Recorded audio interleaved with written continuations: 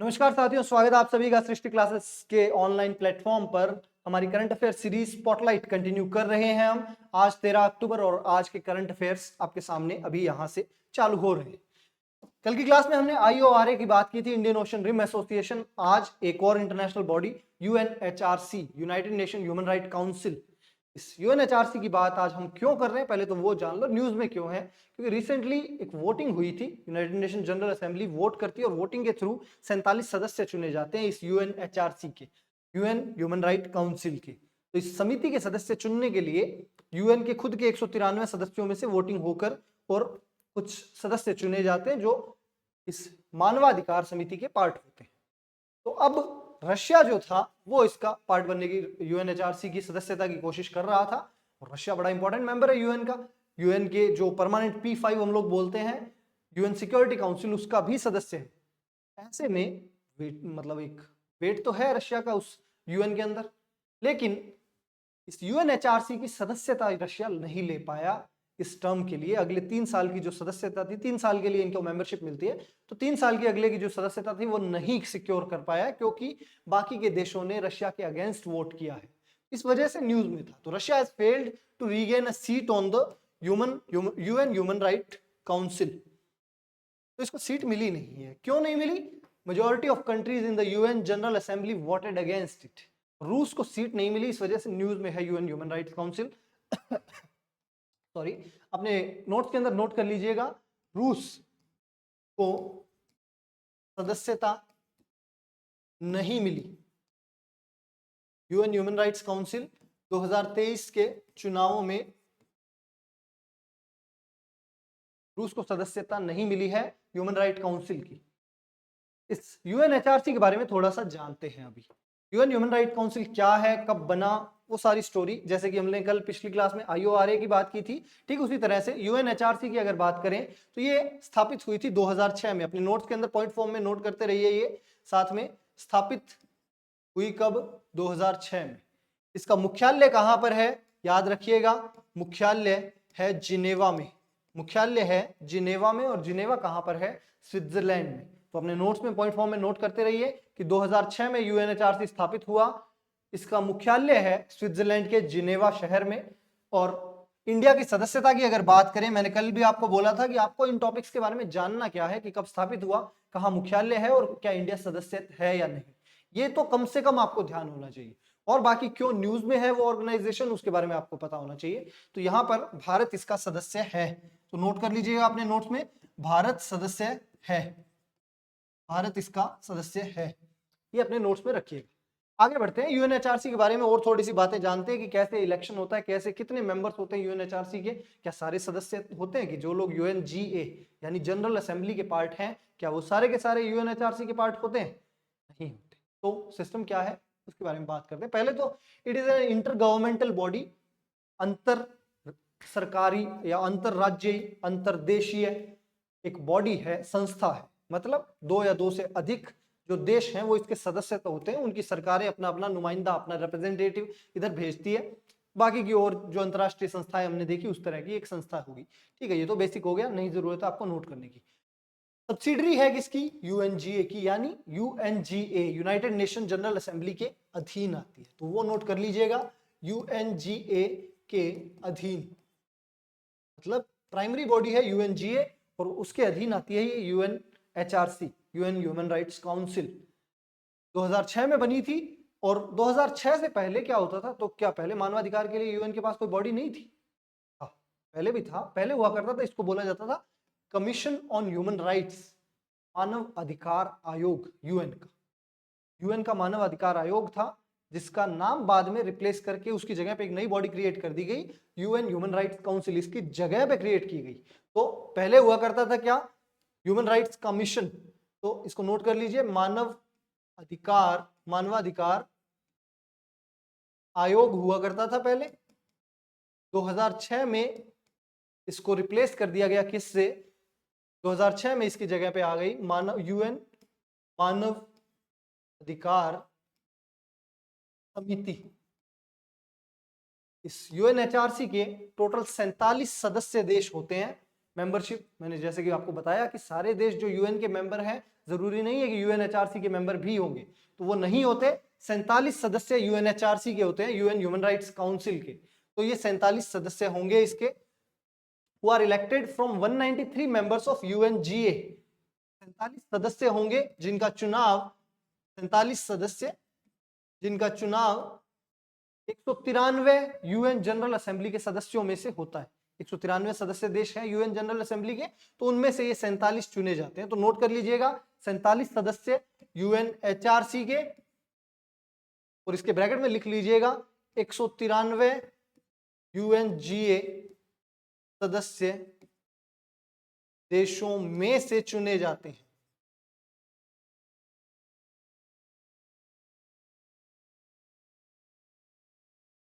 तो 193 जो सदस्य हमारी यूएन जनरल असेंबली के हैं, उससे कुछ 47 सदस्य चुने जाएंगे जिनको 3 साल की मेंबरशिप मिलेगी। ये और नोट करिएगा अपने साथ में कि इनकी सदस्यता 3 साल के लिए रहती है, and maximum of 2 consecutive terms. कोई एक देश मैक्सिमम 2 लगातार बार सदस्य रह सकता है। मतलब इसका ये है कि मान लीजिए भारत चुना गया इसका सदस्य, वोटिंग से सबने वोट किया, भारत इसका सदस्य बन गया 3 साल के लिए। ये 3 साल खत्म हुए, खत्म होते ही भारत वापस अप्लाई करता है, वापस वोटिंग होती है, वापस एक और बार लोगों ने चुन लिया, बाकी के देशों ने चुन लिया कि हाँ भारत को सदस्य होना चाहिए, हाँ भारत की सदस्यता ले सकता है। कुल मिला के 2 टर्म्स हो गई। लेकिन भारत अगर सोचे कि तीसरी बार और मैं अप्लाई करता हूं, तो ऐसा नहीं हो सकता, कि मैक्सिमम 2 बार के लिए कोई एक देश यूएनएचआरसी का सदस्य बन सकता है, और 3-3 साल की इसकी टर्म्स होती है। तो 3 साल की सदस्यता 3 साल की होती है। 3 साल की सदस्यता लिख लीजिएगा, और अधिकतम 2 लगातार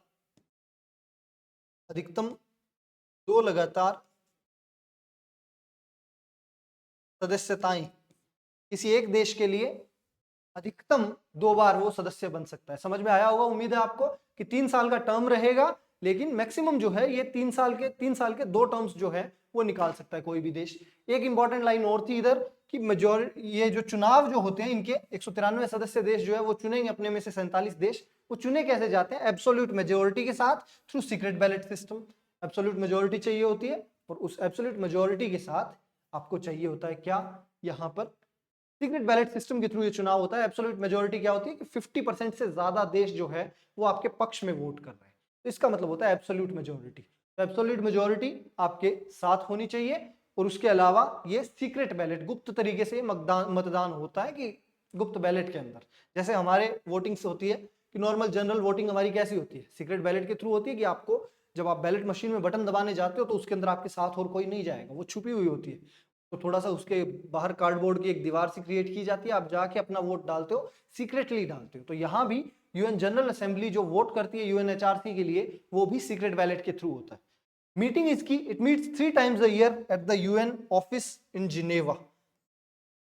ये नोट कर लीजिएगा मीटिंग, तो मीटिंग इसकी रहेगी maximum 3 bar. It meets 3 times a year, maximum नहीं, आप बस इतना लिख लीजिए, 3 बार एक साल में इसकी मीटिंग होती है। 3 बार एक साल में, थोड़ी सी स्पेस का कंस्ट्रेंट है इधर, आप नोट कर लीजिएगा, मीटिंग 3 बार एक साल में। और कहां पर होगी ये? यूएन जनरल असेंबली के हेडक्वार्टर्स कहां पे है? ये जिनेवा में है। तो यूएन ऑफिस जो है जिनेवा का, वहां पर ये मीटिंग होती है। ये कुल मिला के हमने यूएनएचआरसी के बारे में आज जाना इस क्लास में। कुछ एक और पॉइंट्स हैं जो आपको जानने चाहिए यूएनएचआरसी से जुड़े हुए, कि इसके जो रेजोल्यूशन है वो लीगली बाइंडिंग नहीं है। तो ये नोट कर लीजिएगा साथ में, हिंदी वाले स्टूडेंट्स नोट करिएगा। मॉरल अथॉरिटी कैरी करते हैं कि नैतिकता तो ठीक है, यूएन कोई भी उपदेश देगा तो नैतिकता का उपदेश तो दे ही रहा है। जैसे रशिया के ऊपर कोई कार्रवाई थोड़ी कर सकते हैं, रशिया के ऊपर इल्जाम लग रहे हैं कि हाँ यूक्रेन के अंदर ये मानवाधिकारों का उल्लंघन कर रहा है, लेकिन क्या रशिया के अगेंस्ट कोई एक्शन ले सकता है? नहीं, एक्शन लेने के या लीगली बाइंडिंग नहीं है इनके प्रस्ताव। तो वो नोट कर लीजिए ये साथ में। यूएनएचआरसी के बारे में एक लाइन नोट करिएगा कि इसके प्रस्ताव कानूनी बाध्य नहीं है। नोट कर लीजिए ये साथ में, ये प्रस्ताव जो है ये कानूनी बाध्य नहीं है। अपनी एक लाइन इसमें नोट्स के अंदर अपने डाल लीजिएगा, नोट करिएगा साथ में कि इसके जो प्रस्ताव है वो कानूनी बाध्य नहीं है।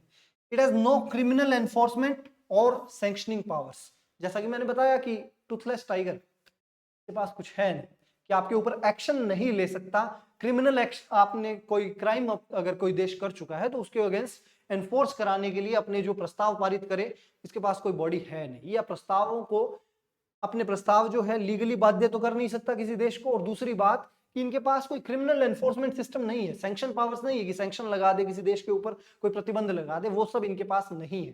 तो प्रतिबंध शक्तियां नहीं है, ये भी नोट कर लीजिए, किसी भी देश पर प्रतिबंध लगाने की शक्तियां इनके पास नहीं है, प्रतिबंध शक्तियां नहीं है। The council can undertake investigations that help to influence a country's behavior. Yes, investigate कर सकती है, थोड़ी रिपोर्ट वगैरह पेश कर सकती है, इंटरनेशनल मीडिया के अंदर बातें आ सकती है, लेकिन बात वही कि कोई एक्शन नहीं ले सकती। एक और बात, in order to ensure equitable geographical distribution, its seats are distributed among regional groups of states, that is Africa, Asia Pacific, Eastern European, Latin American and Caribbean and Western European and others. मुद्दा क्या है, कहना क्या चाह रहे हैं? कहना ये चाह रहे हैं कि देखो, इंटरनेशनल बॉडीज जैसे यूएन की भी बात करें तो यूएन सिक्योरिटी काउंसिल जो है, तो 5 हम लोग P5 बोल देते हैं। ये P5 कौन कौन से देश हैं? आपको दिखता है, फ्रांस है, अमेरिका है, ब्रिटेन है, उसके अलावा रशिया है और चाइना है। वो कितने कॉन्टिनेंट्स कवर हुए? या एक सबसे बड़ी बात यह है कि दुनिया की सबसे ज्यादा आबादी वाले देश जो है चीन हो गया और भारत हो गया, भारत का इधर रिप्रेजेंटेशन यूएनएससी में नहीं है, ये गलत बात है। दूसरी बात, अफ्रीका महाद्वीप से कोई देश नहीं है, ये क्या गलत नहीं है? साउथ अमेरिका से कोई भी देश इसके अंदर नहीं है, क्या ये गलत नहीं है? तो इस तरह की चीजें जो है वो इसको दिखाती है कि यूएनएससी यानी यूनाइटेड नेशन सिक्योरिटी काउंसिल जो है ज्योग्राफिकली इक्विटेबल रिप्रेजेंटेशन नहीं है, सारे देशों का इक्वल वहां पर रिप्रेजेंटेशन नहीं है।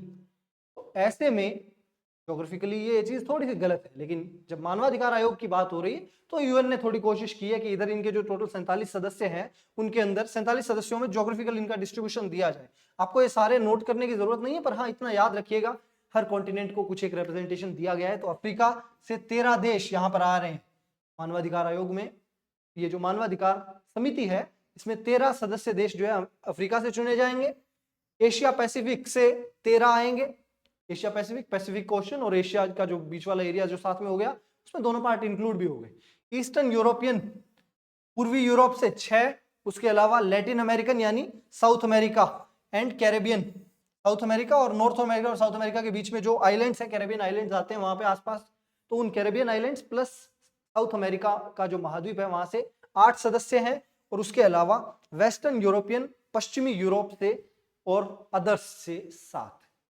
कुल मिला के ज्योग्राफिकली इसको बांटा गया है, डिस्ट्रीब्यूट किया गया है, यूएनएचआरसी की सदस्यता को पूरी दुनिया के अंदर ज्योग्राफिकली बांटा गया है। एक मिशन न्यूज में है रिसेंटली, अगला अपना जो करंट अफेयर है, एपीईपी मिशन। क्या है ये एपीईपी मिशन? नासा का है, पहले तो ये याद रखिएगा, अपने साथ में नोट करते जाइए। एपीईपी, एपीईपी मिशन नासा का है। किस लिए है?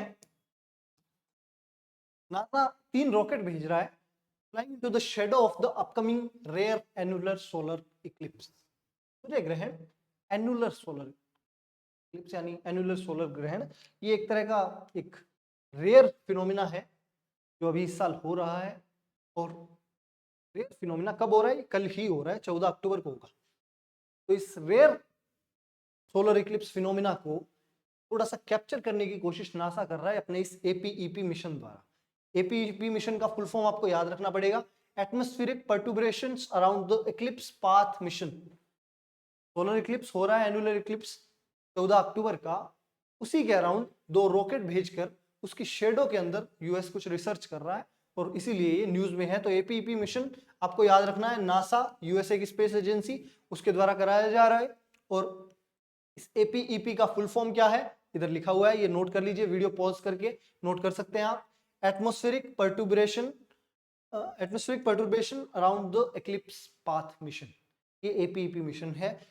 ये एनुलर सोलर इक्लिप्स जो है इसके बारे में थोड़ी सी बात करते हैं। नॉर्मल सूर्य ग्रहण आप जानते हैं, ठीक है, हम लोग पढ़ते हैं ज्योग्राफी के अंदर और साइंस के अंदर भी पढ़ते हैं, तो वो सारी चीज उधर कवर कर लेते हैं। यहाँ पर ये एनुलर सोलर इक्लिप्स जो 14 अक्टूबर को हो रहा है इसके बारे में थोड़ी सी बात करते हैं। पहले बात करते हैं, फिर इस मिशन का एम बताता हूं मैं। ये एनुलर सोलर इक्लिप्स क्या है, इस बारे में एक लाइन में डिफाइन किया है मैंने इधर। It occurs when the apparent size of the moon is slightly less than that of the sun, which leaves the outer rim of the latter uncovered, giving the appearance of a ring of fire. Ring of fire क्या होता है? एक आग का वलय, वलय ring, उस तरह का एक दिखता है सिस्टम इधर। मेन कहानी यही है कि apparent size of the moon is slightly, moon का जो साइज है तो थोड़ा सा छोटा रह गया सन से काफी छोटा है साइज तो, पर जो डिस्टेंस इनकी आती है और उसके हिसाब से जब मून आ जाता है उसके आगे और वो सारा सोलर इक्लिप्स कैसे होता है वो चीज मैं इधर पढ़ाने नहीं बैठ रहा मैं, पर मोटा मोटी आपको आइडिया है कि ये जो सूर्य और चंद्रमा के बीच में थोड़ा सा डिस्टेंस तो अपना काफी है, और उस डिस्टेंस के ही चलते इनके साइज जो है वो जब एक दूसरे को कवर कर लेते हैं, रोशनी ब्लॉक होगी सारा, आप सूर्य ग्रहण चंद्र ग्रहण वो डिटेल में कभी और बात करेंगे। यहाँ पर क्या है, ये वाला जो एनुलर सोलर इक्लिप्स हमारा स्पेशल हम पढ़ रहे हैं, इसके अंदर मून का साइज आपका जो है स्लाइटली लेसर देन द सन है, और उस केस में ये आपको दिख रहा है कि सन पीछे वाला थोड़ा सा विजिबल है, और यहां से ये वाला जो पार्ट है सन का, ये आपको रिंग ऑफ फायर जैसा कुछ दिखा रहा है।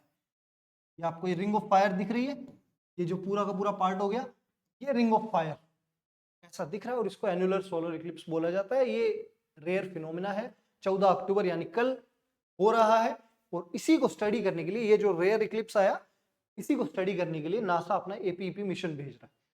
तो उसमें रॉकेट जा रहे हैं कुछ जो मेजर करेंगे, और इसकी वजह से सन की ब्राइटनेस जो है it diminishes to 10% of its normal brightness. तो कुल सन की जो सूर्य का जो चमकीलापन है वो इसके नॉर्मल स्टैंडर्ड्स का 10% हो जाता है। तो ये एक स्पेशल आपको एनुलर सोलर इक्लिप्स के बारे में नोट रखना है, ध्यान रखना है कि एनुलर सोलर इक्लिप्स क्या है, अपने साथ नोट कर लीजिएगा। एनुलर सोलर इक्लिप्स, इसके साथ में नोट कर लीजिए एक लाइन कि चंद्रमा स्लाइटली, चंद्रमा का जो दिखने वाला दिखाई देने वाला आकार सूर्य से हल्का सा कम रहता है, सूर्य से हल्का सा कम, जिस वजह से एक रिंग ऑफ फायर, अग्नि वलय क्रिएट होती है। हिंदी वाले स्टूडेंट ये नोट कर लीजिए, इंग्लिश वाले रिंग ऑफ फायर ही लिखेंगे अपने साथ। अग्नि वलय एक क्रिएट हो जाती है, और इस अग्नि वलय का निर्माण होता है जिससे आपको जो सन की टोटल ब्राइटनेस है उसका सिर्फ 10% आपको चमकीलापन इधर दिखाई देगा। तो ये चीज नोट कर लीजिए, जिससे सूर्य के कुल चमकीलेपन का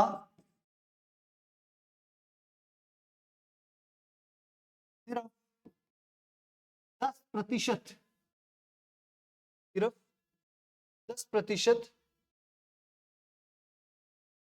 दिखाई देगा। सूर्य के चमकीलेपन में थोड़ी कमी दिखाई देगी। ये एनुलर सोलर इक्लिप्स है, और इस चमकीलेपन में हुई कमी को ही नासा स्टडी कर रहा है अपने इस मिशन के द्वारा। जो नासा का एपीईपी मिशन है, इस मिशन का उद्देश्य क्या है?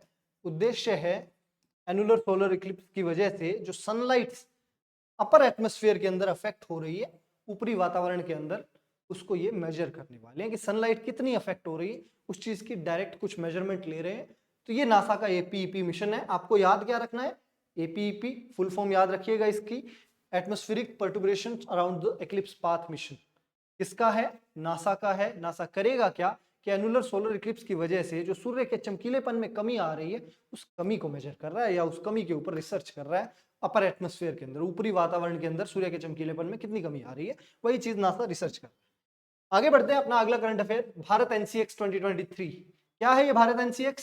Second edition of the national cyber security exercise.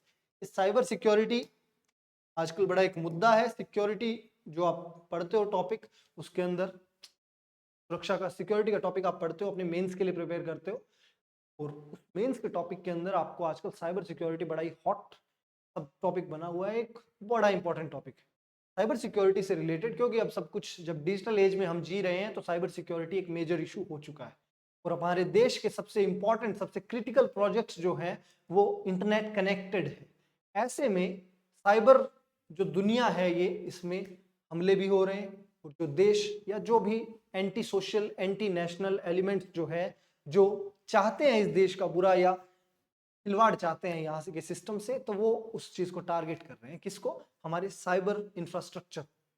ऐसे में साइबर सिक्योरिटी बड़ी जरूरी है, और साइबर सिक्योरिटी के लिए ये भारत एनसीएक्स जो है ये ऑर्गेनाइज किया गया। क्या है ये भारत एनसीएक्स? एक सिक्योरिटी एक्सरसाइज है, और प्रिसाइजली बोला जाए तो नेशनल साइबर सिक्योरिटी एक्सरसाइज है भारत एनसीएक्स। एनसीएक्स का फुल फॉर्म से आपको याद रह जाएगा, ये नेशनल साइबर सिक्योरिटी एक्सरसाइज। क्या है भारत एनसीएक्स 2023? नोट कर लीजिए साथ में, राष्ट्रीय साइबर सुरक्षा एक्सरसाइज। राष्ट्रीय साइबर सुरक्षा एक्सरसाइज है ये। It is a hybrid exercise for 12 days with 300 participants for safeguarding of critical information infrastructure। Critical information infrastructure क्या होता है बस बता देता हूँ, लिखने विखने की जरूरत नहीं है। क्रिटिकल है जो इस देश की सुरक्षा के लिए। मान लीजिए हमारा कोई न्यूक्लियर पावर प्लांट है, न्यूक्लियर पावर प्लांट है बहुत से इस देश के अंदर, अपना कदनकुलम का बड़ा फेमस पावर प्लांट है। इस तरह के जो ये हमारे न्यूक्लियर पावर प्लांट्स है, परमाणु संयंत्र है जहां से बिजली बनाई जाती है, अपने आप में घातक हो सकते हैं अगर इनमें कोई ट्रेजेडी हो जाए। तो ऐसे भारत के हमारे जो क्रिटिकल इंफ्रास्ट्रक्चर हैं कि जो इस देश की सिक्योरिटी के लिए इंपॉर्टेंट है, उन सब की सुरक्षा की जिम्मेदारी भी अब सरकार को एक्स्ट्रा उठानी पड़ेगी। ये क्रिटिकल है इस देश की सुरक्षा के लिए, इस देश के सही ढंग से चलने के लिए। तो ऐसे में ये जो क्रिटिकल इंफॉर्मेशन इंफ्रास्ट्रक्चर है उसको सेव करने के लिए 300 पार्टिसिपेंट्स जो है 12 दिन की इस एक्सरसाइज में पार्ट ले रहे हैं। ऑर्गेनाइज कौन कर रहा है ये याद रखिएगा, मेन आपको ये याद रखना है, national security council secretariat. National security council secretariat लिख लीजिए, नेशनल सिक्योरिटी काउंसिल सचिवालय द्वारा आयोजित। ये नोट कर लीजिएगा, साथ में अपने नोट्स के अंदर लिखिएगा ये पॉइंट फॉर्म में। नेशनल सिक्योरिटी काउंसिल सचिवालय सेक्रेटेरिएट जो है वो ये इसको आयोजित करवा रहा है।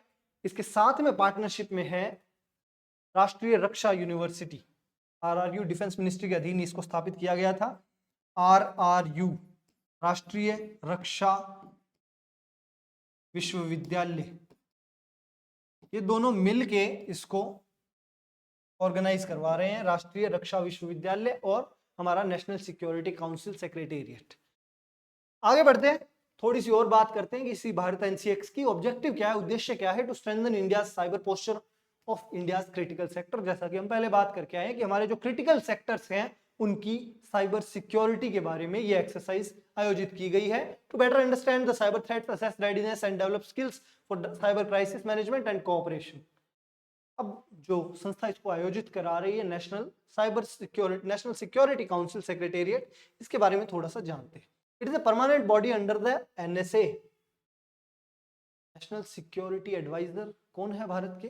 बड़ा न्यूज में रहते हैं, यूट्यूब रील्स के अंदर, ये जो यूट्यूब शॉर्ट्स बोलते हो आप, इसमें बड़े छाए रहते हैं। सिर्फ यूट्यूब के लिए नहीं, उनका अपना पूरा करियर इस देश के लिए मिसाल है। अभी भी सर्व कर रहे हैं एनएसए के रूप में मिस्टर अजीत डोभाल। तो एनएसए का जो ऑफिस क्रिएट किया गया था, नरेंद्र मोदी जब पीएम बने तब ये एनएसए का ऑफिस वापस क्रिएट किया गया। पहले नहीं था वापस, पिछली जो अपनी मनमोहन सिंह की सरकार थी उसमें नहीं था, उससे पहले अटल बिहारी वाजपेयी की सरकार के समय थे। तो यहाँ पर एनएसए का ऑफिस वापस लाया गया था, नेशनल सिक्योरिटी एडवाइजर का। उस एनएसए के अधीन ये नेशनल सिक्योरिटी काउंसिल सेक्रेटेरिएट आती है।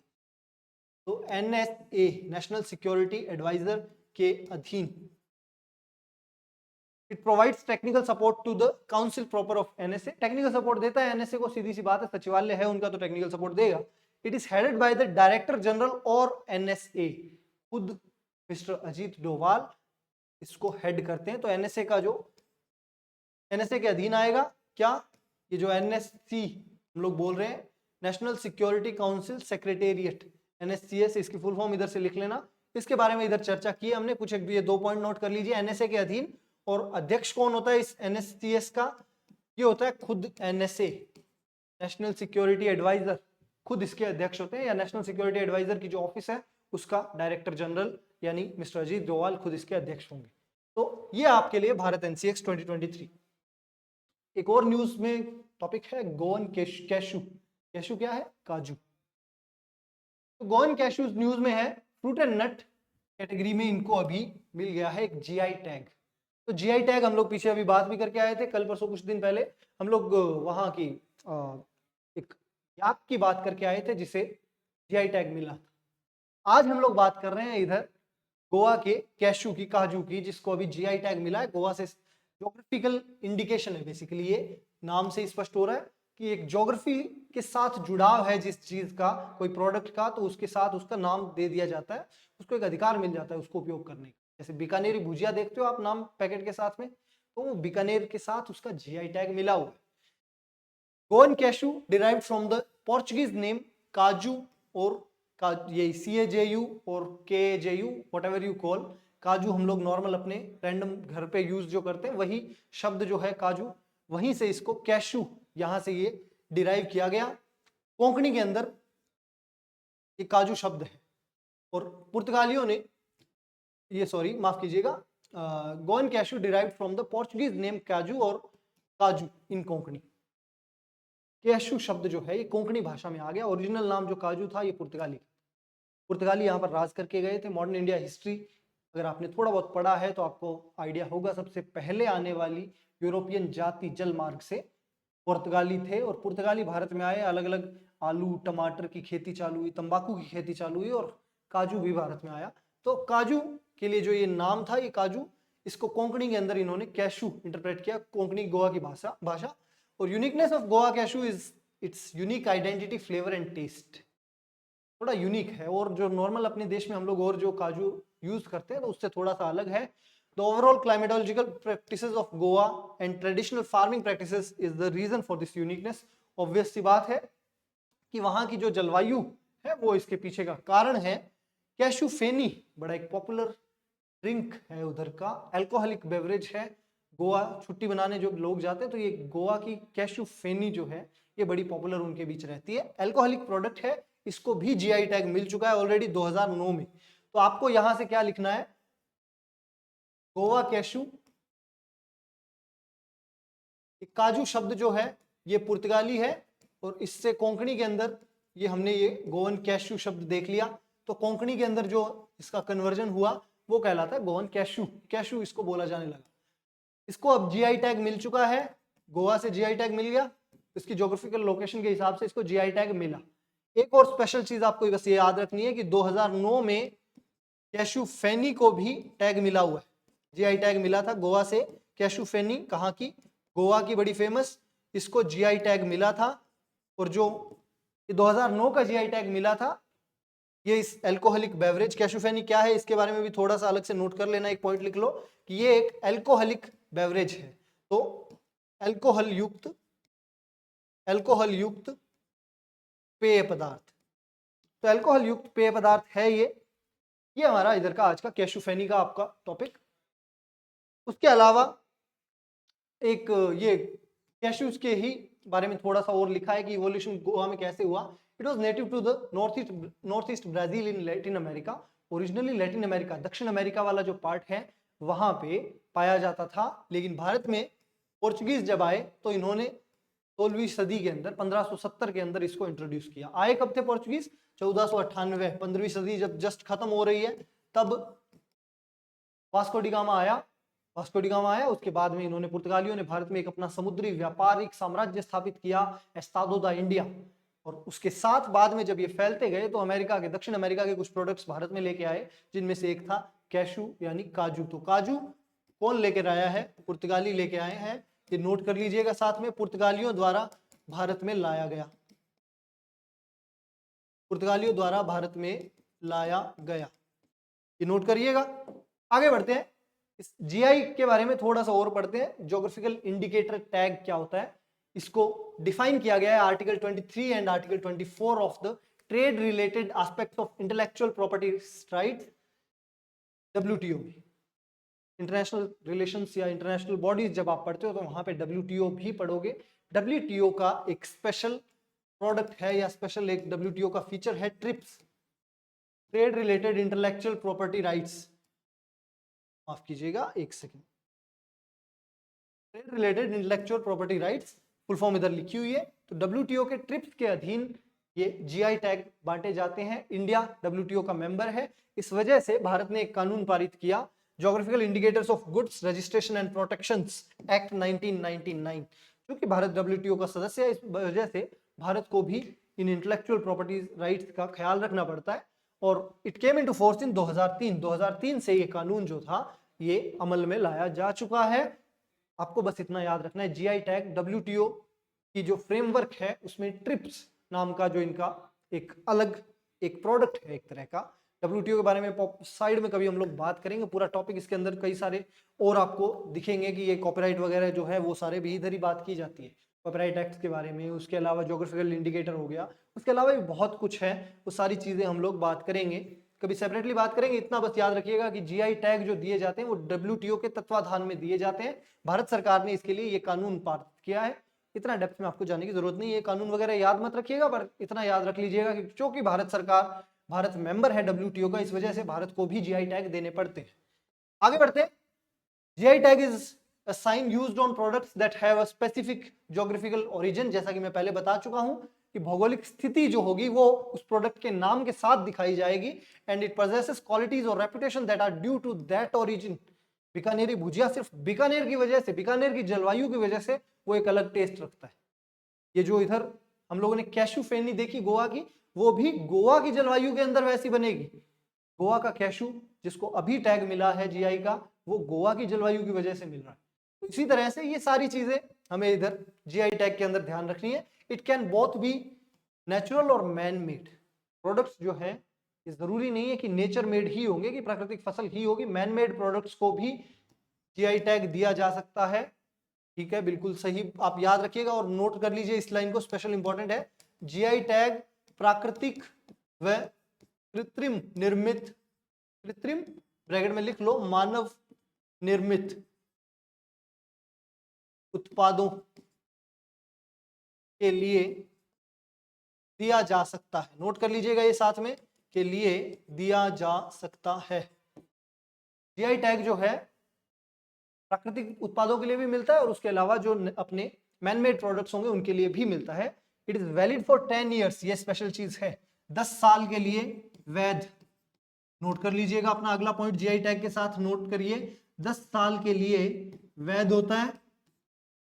उसके अलावा the essential difference between GI and other intellectual properties is that GI is a collective intellectual property right. ये कलेक्टिव राइट है। बीकानेरी भुजिया का जो जीआई टैग है वो बीकाजी भी यूज कर सकता है, हल्दीराम भी यूज कर सकता है, कोई भी जो भी कंपनी वहां की है वो अगर जहां पे बना रही है तो वो उसको यूज कर सकते हैं। कलेक्टिव राइट है, ऐसा नहीं है कि सिर्फ बीकाजी के पास वो राइट रहेगा। उम्मीद आपको समझ में आ रहा होगा कि कलेक्टिव राइट होने का मतलब क्या है। तो ये कलेक्टिव राइट है। और उसके अलावा जैसे अब मान लीजिए कोई मैं पेटेंट करवा रहा हूँ, पेटेंट मैंने करवाया है तो वो मेरा इंडिविजुअल पेटेंट हो गया। मैंने एक कोई प्रोडक्ट बनाया, उस प्रोडक्ट का पेटेंट अपने नाम पे करवाया आविष्कार करने के बाद, तो उस प्रोडक्ट का मालिक मैं हूँ, उस पेटेंट का। लेकिन अगर किसी को जीआई टैग मिला है तो वो ज्योग्राफिकल लोकेशन, उसकी वहां की जो कम्युनिटी हो गई या उस ज्योग्राफिकल लोकेशन के अंदर बनने वाले प्रोडक्ट जो है वो उस टैग का यूज कर सकते हैं। The first product in India to be accorded with the GI tag was, ये इंपॉर्टेंट क्वेश्चन है, दार्जिलिंग चाय। दार्जिलिंग का दार्जिलिंग चाय बड़ा फेमस नाम है। ये आपको जो भी चाय के इसके ऐड आते हैं उसके अंदर आपको क्या देखने को मिलता है, सुनने को यही मिलता है, हम लाते हैं असम के चुनिंदा बागानों से आपके लिए सुबह सुबह उठकर ताजा हरी पत्तियों की चाय, और ये वो जो भी कहानी है। बात यह है कि वहां की चाय फेमस है, चाय पत्तियां अंग्रेजों के समय से ही वहां पर बागान लगाए जा रहे थे, वहां की जलवायु अनुकूल है।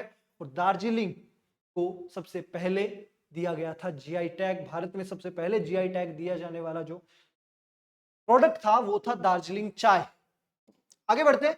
मेरा युवा भारत, ये भारत सरकार द्वारा एक इनिशिएटिव चलाया जा रहा है कि युवाओं की एनर्जी को हार्नेस करने के लिए इनकी जो स्फूर्ति जा रही है यूट्यूब के ऊपर शॉर्ट्स और इंस्टाग्राम के ऊपर रील्स देखने में, उसको हार्नेस किया जाए इस देश के बेहतरी के लिए। तो मेरा युवा भारत बेसिकली भारत सरकार का, उन्होंने ठीक है इंस्टाग्राम रील्स या यूट्यूब उसका नाम नहीं लिया, वो हम अपनी तरफ से दे रहे हैं।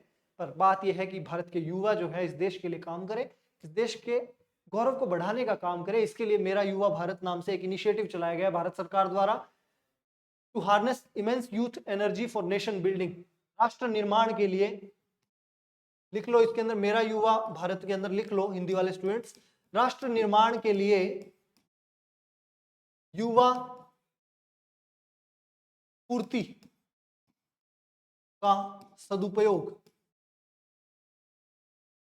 भारत सरकार द्वारा ये आप नोट कर लीजिएगा। भारत सरकार द्वारा यूथ लेड होगा, डेवलपमेंट का इशू है, विकसित राष्ट्र बनाने के लिए इस भारत को एक तरह से हम लोग बोल सकते हैं कि भारत के विकास के लिए, भारत के राष्ट्र निर्माण के लिए वो सारी चीजें, equitable access to youth to actualise their aspirations and build Viksit Bharat, वो सारी कहानियां आपको याद रखने की जरूरत नहीं है। वो बस थोड़ी सी मेंस के टॉपिक के अंदर अगर आपको लैंग्वेज लिखनी पड़े तब उसके लिए करंट अफेयर में यहाँ पर आपको मेरा युवा भारत, भारत सरकार चला रही है किसके लिए, युवाओं की एनर्जी को नेशन बिल्डिंग में यूज करने के लिए। It will be unveiled on Sardar Vallabh Bhai Patel birth anniversary, कब होती है, लिखी गई है आगे, अक्टूबर 31, लौह पुरुष का जन्म। नेशनल यूनिटी डे बनाते हैं हम हर साल, राष्ट्रीय एकता दिवस। तो राष्ट्रीय एकता दिवस के दिन चालू की जाएगी राष्ट्रीय एकता दिवस 31 अक्टूबर, 31 अक्टूबर से लागू। ये जो मेरा युवा भारत नाम का इनिशिएटिव है ये तब से लागू होगा। कौन सी एज ग्रुप के लोग इसमें आएंगे, 15 से 29 साल के, 15 से 29 साल के युवा इसका भाग होंगे। उसके अलावा एक इंपॉर्टेंट चीज है कि ये जो 15 से 29 साल की हम लोगों ने लिखी है, ये राष्ट्रीय युवा नीति है भारत सरकार की एक, उसके अंदर युवा की जो उम्र बताई गई है वो 15 से 29 साल बताई गई है। राष्ट्रीय युवा नीति वाली जो एज है ये याद रखिएगा, ये इंपॉर्टेंट चीज है। राष्ट्रीय, नोट कर लीजिए, ये युवा नीति के अनुसार, हिंदी इंग्लिश वाले स्टूडेंट्स नोट कर लीजिएगा नेशनल यूथ पॉलिसी, हिंदी वाले नोट करेंगे राष्ट्रीय युवा नीति के अनुसार युवा कौन है भारत में, जिसकी उम्र है 15 से 29 साल। 15 से 29 साल के लोग जो हैं वो भारत में युवा कहलाते हैं। It has 40 crore people in the age group of 15 to 29 years. Bharat में एक एस्टिमेट के हिसाब से वर्तमान में 15 से लेकर 29 साल का जो ये युवा वर्ग है, इसमें भारत में 40 करोड़ लोग हैं। की वजह से भारत तरक्की कर रहा है, क्योंकि आपकी ये जो युवा ग्रुप है ये वर्कफोर्स का पार्ट बनती है और एक्टिव वर्कफोर्स का बनती है, जिससे देश में जीडीपी और ग्रो होती है। ये हमारे आज के टॉपिक्स थे। क्लास आपकी मिल रही है, रेगुलरली मिल रही है। जो भी आपका फीडबैक हो, कोई गलत लगे कोई चीज आपको लगे कि ये इंप्रूव की जा सकती है, किसी चीज में कोई कमी लगे तो कमेंट सेक्शन में दीजिएगा। अदरवाइज अगर आपको क्लास अच्छी लग रही हो तो इसे लाइक करिए, शेयर करिए अपने दोस्तों के साथ। आपका सपोर्ट जो है वही इस क्लास को और आगे कंटिन्यू करने में हेल्प करेगा।